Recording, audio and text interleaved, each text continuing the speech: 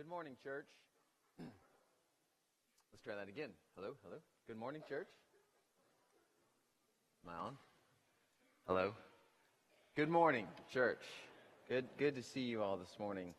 I want to remind you that after second service today, a few of us are going to go over to Oklahoma Christian for a United in Christ effort. A few congregations are going to get together, eat lunch, have some worship, and then give some of our old or gently used coats to people in poverty.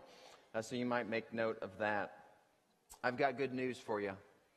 This is the final week of our series about money. Can I get an amen? I don't know if any of you are ready to move on to something else. Well, we are. Next week, we're going to move on to something else. Starting next week, I'm going to start a new series called Reached. And I think this series is going to be really important for especially those of you who find yourself stressed out in this season of the year, or you just find yourself a little down. Sometimes coming to church is a hard thing. Everybody else seems like they have it together. So if you don't feel like things are great in your life, come back next week. I'm going to talk about the incarnation, God's entrance into the world, and then what exactly that means for you and I today. So be back next week as I start that new series. I wanted to make one comment before I launch into my message today. This is the 5th week of this series called Be Rich. And if finances in your life are tight right now, then my guess is that this series has been hard to hear. You might be one of those people that, as we talk about all these biblical principles about finances, you're thinking, man, I'd love to be able to do that someday, but I just can't. Well, two things, if that's you. Number one, I really think you should view this as a season of preparation. God might be preparing you now to do something for His kingdom in the future. To be honest, there's been seasons in my life where I've been able to be more generous than others. There's been certain years where it's been pretty tight. And sometimes that's challenging, but just know if that's you, if this is a tight year, this is a season of preparation. Second thing you should know if this series has been hard to hear is that you don't have to make money to make a difference. Jesus made no income. And think about the impact that He made on this world. So you don't have to make money to make a difference. Now, if this is a season in your life where you find yourself looking at your bank statements, looking at the money in the accounts and thinking, God's really blessed me this year, then this particular message is really geared towards those of you that do have money to give. I want to ask the question, how do we be wise about where we give? This past week was Giving Tuesday. I'm really glad Giving Tuesday has become kind of a thing in our culture. And on Tuesday, my inbox in my email got flooded with all these really, really great organizations saying, hey, think about giving to us today. And as I looked at all these organizations and all these worthy causes that needed funds, it struck me that there's an infinite amount of needs, but I only have a finite amount of funds. And so how are we supposed to take the funds that we do have and be generous when there's no way in the world you could give to every single thing that you wanted to give to? So I want to tackle that question. How do we be wise about where we give? I want to begin with this text in Luke chapter 12. Jesus says, from everyone who has been given much, much will be demanded. And from the one who has been entrusted with much, much more will be asked. You think about this verse based on your finances. When God gives you a great year, there's an expectation that you're going to do something for God. So how do we be wise about giving? Generally, the Bible has 2 words for giving. One is the word tithe, and one is the word offering. So the word tithe, I want to begin there. This word tithe, it actually means in the Hebrew 1/10. So it means 10%. So if you give money and you're generous and you give 5%, that's great. That's not a tithe. If you give 20%, that's great. That's 2 tithes. But in the Hebrew, the word actually means 1/10. The other word the Bible uses when it talks about giving is the word offering, and that just means a gift above and beyond the tithe. Now, the tithe gets a lot of, it leads people into a lot of debate.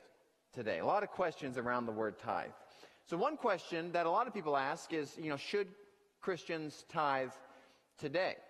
And in fact, there is quite a bit of debate even among church leadership. There was a survey done in 2011 among evangelical leaders, and 42% said yes, the tithe is mandated to believers today, and 58% of leaders in evangelical churches said that no, it's a good practice, but it is not mandated. So people are divided on the issue itself. I love what Dave Ramsey says. So he does a lot of writing and lecturing about personal finances. When he talks about the tithe, someone always raises their hand and they ask, well, when you say it's a good idea to tithe, do you mean that we should tithe from our gross income, or do you mean that we should tithe from our net income? And I love what he always says. He says, well, the reality is that 2.7% of evangelicals tithe in this country, so it doesn't really matter because nobody's really tithing. He's got a good point there. Isn't that sad? Only 2.7% of evangelical Christians in this country give 10% of their income to the church. Another question that people ask about tithing is, well, did Jesus really say anything about tithing? And the general answer to that question is, no, Jesus didn't say a lot about tithing. That's not necessarily true. Jesus did say something about tithing, but it's so obscure that we often read right past it. I want to show you this in Matthew chapter 23. Jesus is letting the Pharisees have it in this chapter. And he says in verse 23, woe to you, teachers of the law and Pharisees, you hypocrites. You give a tenth, which is the Greek word for tithe. You give a tenth, or you tithe, of your spices, mint, dill, and cumin, but you have neglected the more important matters of the law, justice, mercy, and faithfulness. Now, the main point of this text, we're going to talk about this in the spring. The main point is that Jesus is saying, you have forgotten how much God cares about justice. God cares about the lonely and the orphan and the widow and the poor. And so it's great to do your finances, but if you're not taking care of the poor, God's not happy. That's the main point of this text. Now look at the last line, though. You should have practiced the latter without neglecting the former. So notice, he doesn't say you should have practiced the latter in place of the former. Like he doesn't say, well, everybody knows a tithe is an antiquated practice that we don't really practice anymore today, so don't do that anymore. Instead, practice justice and mercy. Now, no, this isn't a replacement idea. He's saying this is in addition. Like you're already doing the tithe, great. Keep doing that. In fact, now I want you to add this on and be a person of justice. I'll demonstrate this in a different way. Can you take a journey with me back to like 9th grade English class? I want to do some grammar with you. Nothing warms the heart on a Sunday morning like grammar. So this sentence here that Jesus says, you should have practiced the latter without neglecting the former. There's two clauses there. The first is you should have practiced the latter, and the second is without neglecting the former. Now, if you break down the clauses, the second clause, if you just had that in sentence form, would read like this. You should not neglect the former. That's the second clause of the sentence. Now, the word former, just to give some fancy language out here, has an antecedent, meaning that the word former stands for another word in the previous sentence. What is that word? It's like not rhetorical. What does the word former stand for? Let's all say tithing. 1, 2, 3. See, you guys don't even want to say the word. This is crazy. You should not neglect tithing. So that is the antecedent for the word former. You should not neglect tithing. Not neglect. That's a no-no in English class. Jesus can say that, but you're going to get an F on your English paper if you do that. Because, you know why? What is that? It's a double negative. You're not supposed to say that. And so if you make it into a positive, here's what the sentence would read. You should tithe. Jesus said that. Now, think about your reaction to this grammatical analysis here. Like in your mind, what are you saying right now? Are you saying, Phil, that's ridiculous. Jesus wasn't a grammar teacher. That I'd get it off the screen. Like, you know, what is your reaction? Reactions are revealing. Like if you don't like it, that when you really break down this sentence, Jesus said that, then what exactly does that say about your heart? In Matthew chapter 6, Jesus gives his most substantial teaching in the whole Bible. It's called the Sermon on the Mount, Matthew 5, 6, and 7. In Matthew 6, Jesus gives 3 disciplines that he thinks every Christian should practice. He says, when you pray, and when you fast, and then he says when you give. So for those people that say Jesus didn't talk about giving, Jesus didn't talk about tithing, Jesus absolutely talked about it. And Jesus fully endorsed the tithe. He thought it should be a regular part of every believer's life. And so here's one thing you could do if you want to be wise about your giving. It's very simple. Make giving a discipline. Oftentimes we like giving when it feels really good, but there's another kind of giving that actually causes a lot of spiritual growth, and it's not as exciting as giving to a one-time cause, and it's giving as discipline. In fact, here's how Randy Alcorn says it. He says tithing is the training wheels of generosity. It's a pretty good point there. In other words, what he's saying is that when you make giving a discipline, it doesn't feel warm and fuzzy inside. It's not that exciting, but it does unlock you to be a less stingy and more generous person. You see, a lot of people would say, I'm going to wait till it feels good to give. When is that going to happen? That's the equivalent of saying, I'm going to wait until it feels good to run. Like, when does it ever feel good to put on the sneakers and actually start jogging? Most people don't like doing that. It's the equivalent of saying, I'm going to wait and do sit-ups when I really get up in the morning and feel like doing sit-ups. No one feels like getting up in the morning and doing sit-ups. So if you wait till it feels good to give, you're going to rob yourself of some substantial spiritual growth. Here's a definition of discipline. There's lots of definitions, but here's a good one. Discipline is a short-term limit which creates a long-term benefit. So you think about, here's some examples. I'll limit my chocolate in the short term to create a smaller waste in the long term. Short-term limit creates a long-term benefit. I will limit my couch time in the short term to have a healthier heart in the long term. A lot of you students are about to do finals here in a week or two. And so when you do finals, short-term limit my time with friends, limit my time on social media, on Twitter, on Snapchat. And the reason I do that is for the long-term benefit of good grades. And so when you think about giving, and I'm not talking about the exciting giving where you give to a one-time cause. I'm talking about the discipline of giving every single week. Do you know the benefit of that? Over time, the greatest benefit of making giving a discipline is actually humility. One of the greatest ways to remind yourself that you're not God is to give on a regular basis. And one of the greatest ways to have a God complex is to keep your money.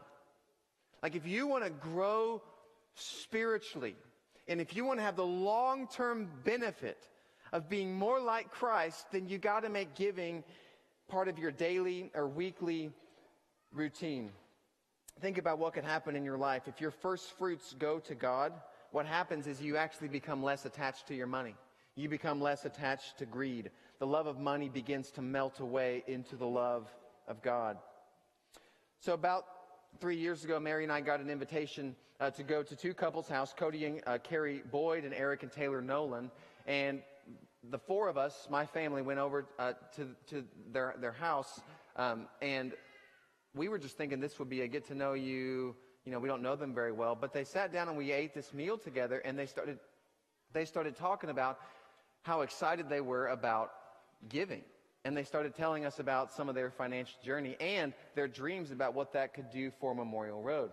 And it was a really, really inspiring day. It's not often that you go to someone's house and they talk to you about how their life has been radically changed because they started giving.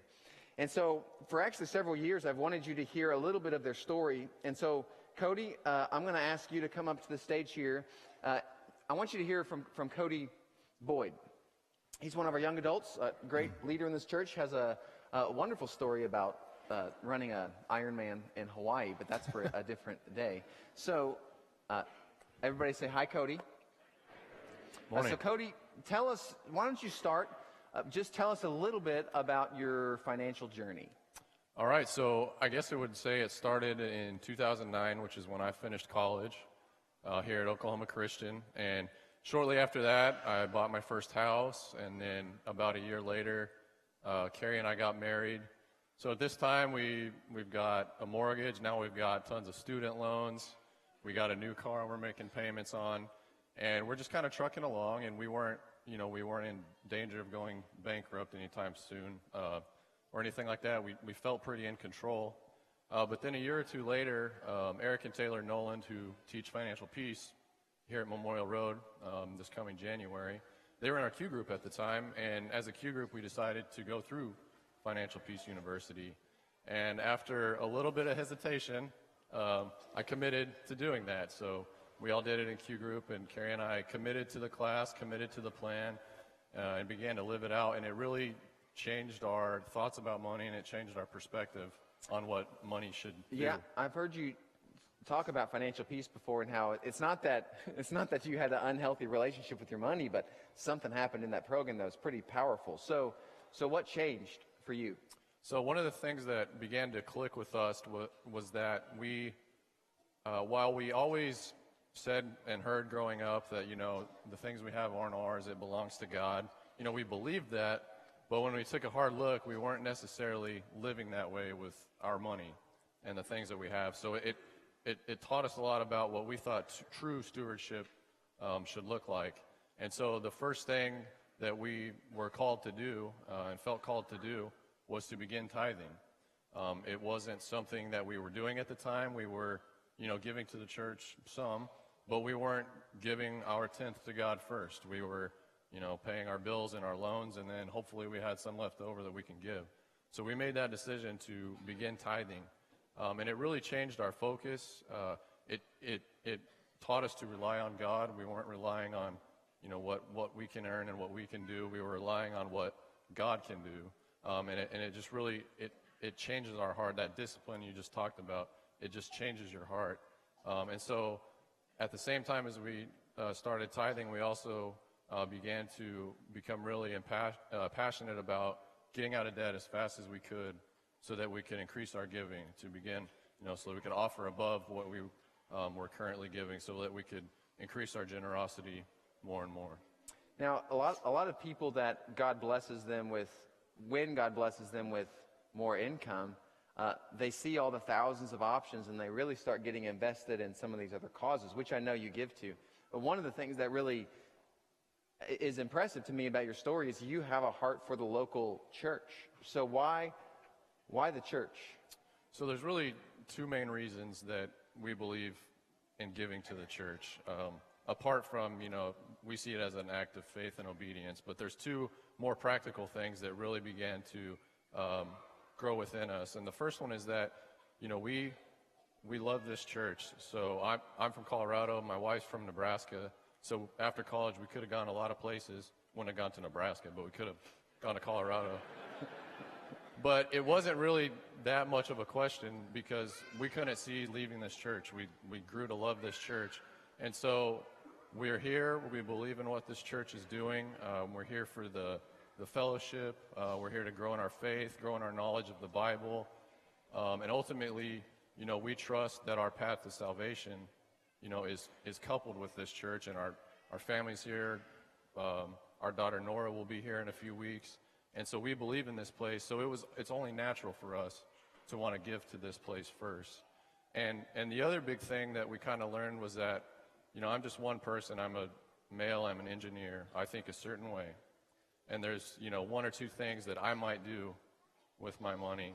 But the church is the body of Christ on earth. And there's so many different things that this church does, the diversity of all the 20 or 30 different ministries that I couldn't even name all of them.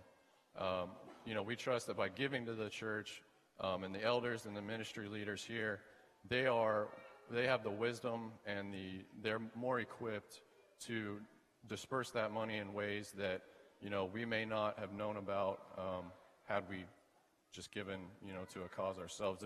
There's more things that could be done. So we kind of saw the church as a hub that could maximize the impact of that money for the kingdom. Well, I love your story for multiple reasons. One of the main ones is it's not just a financial story. It's here's how my financial decision unlocked this radical spiritual growth. And it's just really, really inspiring to me, and I hope to other people. Let's show Cody our appreciation. And Carrie, you too. I actually, I was just last night, I was reading this book. It's a book about prayer.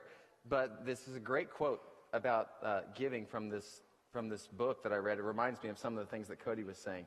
So it's not on the screen, but it says, God can do more with the 90% of your money than you can do with 100% of your money. Why? Because when you add God into the equation of your finances, it changes the game. So I want to give you 3 practical things you can do with your giving. Number 1 is this: align your giving with the mission of God. This is our whole theme this year, the mission of God, and the way we're talking about it is in 2 different ways. One is the mission of God's about the good news of Jesus. Jesus died, Jesus rose, and the whole world needs to hear the gospel. And so when you're giving, think about where can you give that will advance the gospel. Part of the mission of God's also good deeds. Jesus told us to pay attention to the least of these. He told us to be a father to the fatherless, a defender of the orphans and the widows. Good deeds is a big deal. And so make sure to align your giving with the mission of God. Number 2, align your giving with your passion. This is one of my favorite things to do in my own life and to watch other people do. What has God put a passion in your heart for? And maybe you could put funds in that category. Just a few weeks ago, I was in Kentucky at this retreat center, and there was one room with all these ladies doing quilting, because that was their passion. And then outside, there was all these teenagers staying in these giant teepees, which I guess that was their passion. And then all the preachers were in this room studying our Bibles, which sounds really boring compared to teepees and quilting. But it just struck me that we're all at the same retreat center, but everybody's got a different passion. So you think about what you care about, and maybe you can give towards your passion. And then number 3, align your giving with the church. Don't forget about the power of the local church. And if I can be completely honest, it is weird as a preacher to preach about the importance of giving to church. It just feels strange in my own heart. Anytime I flip a channel and see one of those televangelists talking about giving and getting in people's faces, I turn it off because I don't like it. And so it does feel strange as a preacher to be talking about giving to the local church. But I think it's in Scripture, and that's why I'm saying it. Don't forget that when Jesus Christ left something to carry on his mission to the world, this is what he left. If you remember that famous passage, Jesus said, I will build my church, and the gates of Hades will not overcome it. Repeat after me. I will build my church. Say that one more time. I will build my church. So notice what he said. Jesus didn't say, I'm going to build my nonprofit, and the gates of Hades will not overcome it. And Jesus didn't say, I'm going to build my charity, and the gates of Hades will not overcome it. And he didn't say, I'm going to build a hospital, or I'm going to build a humanitarian relief organization. He said, I'm going to build my church, and hell's not going to overtake the church. Now, is the church perfect? Absolutely not. We're messed up people. We're sinners, and because we're sinners, the church isn't going to be perfect. It's a broken group of people, and if you look at church history, in the big picture, the church has made thousands and thousands of mistakes in the way that we administer the gospel to the world. And this church isn't perfect either. But bottom line, when Jesus went back into heaven and he left a plan to reach the world, he left the church. And so if your giving doesn't match up with the church, how can you justify that before God? It's the church that is the hope of the world. And so I would really challenge you, as you think about where you're going to give, how you're going to give, don't forget about the local church. When Mary and I sat down last week, we looked at all these organizations that needed money. And then we thought about the church. Now, we gave to several causes. I think causes are great, but most of our giving, it goes right here because, like Cody said, we believe in the power of the church. So this year for our church has been, or let me read this quote and then I'll say something about our church. So one of the books I read for this series, once or twice I've given you a quote from this book, but here's a great one. If you heard that whole last paragraph from me and you're like, yeah, I'm skeptical of you, Phil. You stop talking. Let me tell you a different perspective here. This is one of those Harvard grads that graduated and then wrote a book about God and finances.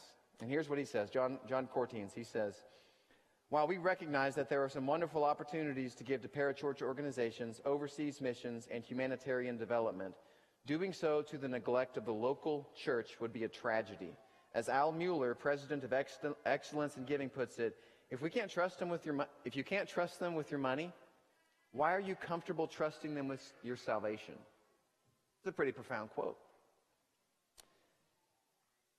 So in some ways, this has been a really, really good year for Memorial Road.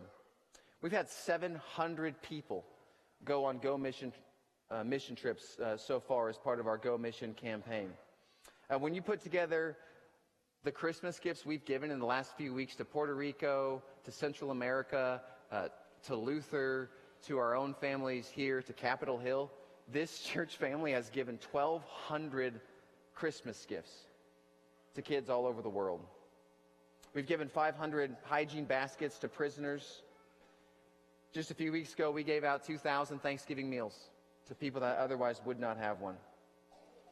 Max alluded to this, but this past summer was the highest Mission Sunday contribution ever. We gave around $830,000 to missions in the world.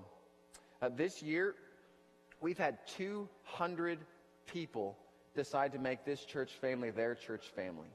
200 new members in this church. So in some ways, this has been one of the best years we've ever had. But in other ways, it's not a great year. We're not doing great when it comes to our week-to-week contribution. Now, we're not panicking. Just like family finances, some years are tight, and some years are not tight. And this is a tight year. And so we're not panicking. We're thinking about it. We're praying about it. And as Max said earlier, we're really trying to be good stewards. We're limiting our spending. This next year's budget is mostly flat. Ministers have declined a cost of living increase because we're trying to be good stewards with our money. So I say all that just to say, as you think about your giving, both at the end of this year, but also thinking about what you're going to give next year, try to make giving a discipline, and don't forget about the local church. I want to share with you one last story, and then I'll be done. I got to hear a testimony of a guy named Alan Barnhart recently. He owns a pretty successful construction company. They have an office in Oklahoma City. They have them all over the world. They run cranes and rigging. Well, about 35 years ago, Alan was in his 20s, early 20s, just going to college, and the business was a mom-and-pop's company.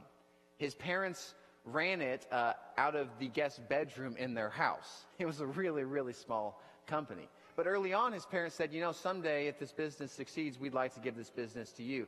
And so what Alan did is in his 20s, when he was in college, he read the entire Bible, paying attention to every verse about business or money. It took him 2 years. After that process, he came away with two conclusions. The first conclusion from his study was that wealth belongs to God. And the second conclusion he came to is that we should have a healthy fear of wealth. He just couldn't wrap his mind around all the passages, New Testament, Old Testament, where wealth can be someone's downfall. So his first insight was wealth belongs to God. His second was we should have a healthy fear of wealth. Well, his parents pretty early on decided to leave the business to him. One day they came to him and said, we're going to go on a big sailing trip around the world. It's going to take us 7 years. And so we're going to go ahead and turn the keys of this business over to you. I don't know, 7 years to sail around the world. I don't know either. So Alan found himself as the CEO of this company pretty early on, and it was really small. First thing he did, he invited some of his friends together, and he said, I'm going to have 3 rules, 3 principles to run this business. Principle number 1, this business belongs to God. Principle number 2, I'm going to set a profit cap right now as far as this is how much I need of the profit, and everything else above that line, we're going to give away. And then principle number 3 is he looked at these people and said, you're going to hold me accountable to principle 1 and number 2. Because the reality is, and this is his words, he says, we can hold each other accountable when it comes to lusting or pornography or adultery or abuse. But when it comes to greed and materialism, we all let each other go unchecked all the time. And so he looked at his friends and he said, I want you to hold me accountable to number 1, my business belongs to God. Number 2, I'm going to set a limit to how much I actually need. Well, the first year of his business went pretty well. They made an additional $50,000 above what he had set was the amount he needed, and after he paid his employees, and so they gave that $50,000 away. Then the business grew 25% a year for 23 years. So it went from a small mom and pop company to this massive company with thousands of employees all over the world. And so we came back to the question, am I gonna keep this cap where I said I would when I was in my 20s? And he did. Even though his company was raking in a lot of money, he kept the cap where he said he would always keep it. I want you to hear about 30 seconds of his testimony, if you can play this video. All the while, we have continued to live the same lifestyle that we started with, and that has been a great joy. It has been a great benefit, I think, frankly, to my children to not have to grow up as rich kids, and to learn the word no, and learn that they don't always get what they want. That was the theology from the Rolling Stones that I taught them. You don't always get what you want. You know that little song. And but you know, it's not just the no. It's the alternative that they've gotten to learn.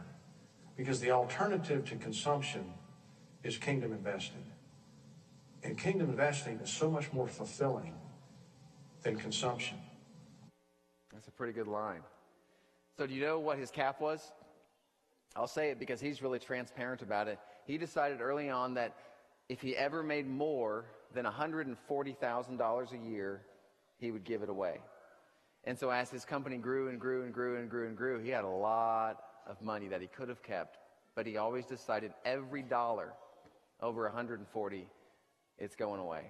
And so do you know how much money he gave over the last 30 years? His company gave away $100 million to church, to nonprofits all throughout the world. So what's the point here? Well, the point is go buy stock in his rigging business. No, I'll say the last thing that he said. Kingdom investing is more fulfilling than consumption. He's absolutely right. And so I'll end by just asking you this question. What do you need to do to make kingdom business your business?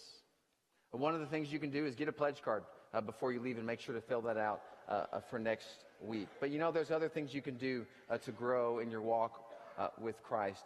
If you need prayers, I want you to come tell me about it.